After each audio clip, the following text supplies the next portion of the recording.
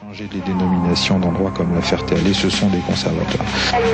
Et voilà ce qui fait donc, il y a beaucoup de gens qui s'essuient les yeux après le passage du Concorde et de la patrouille de France à la Ferté-Alais, parce que c'est vraiment, je crois que dans les spectacles aériens, il est difficile de trouver beaucoup plus beau.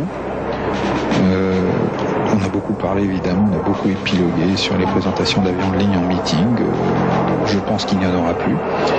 Et donc c'est ce qui fait la valeur de ces images, je crois, c'est que ça se verra plus, puisqu'on a décidé que c'est fini. C'est bien dommage parce qu'une présentation comme celle-là n'est pas une présentation limite de l'avion, c'est simplement une approche avec remise de gaz, c'est quelque chose qui se fait couramment en ligne. Les gaz. Et évidemment que c'est beau et que c'est spectaculaire, mais c'est quelque chose qui est fait de façon assez routinière et qui ne présente pas, qui ne sort pas, disons, du domaine d'utilisation normale de l'avion.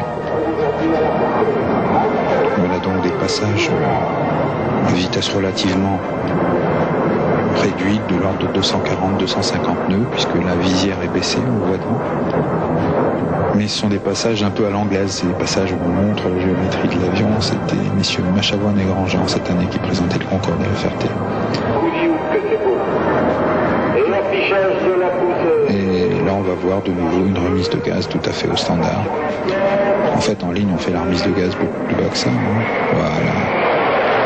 Remise de gaz et comme l'avion en plus est léger, qu'il a pratiquement pas de carburant à bord, il a un rapport poids-poussée qui est phénoménal. On n'a pas le temps d'amener les manettes de gaz à buter avant que l'avion est déjà reparti. Et on le voit bien,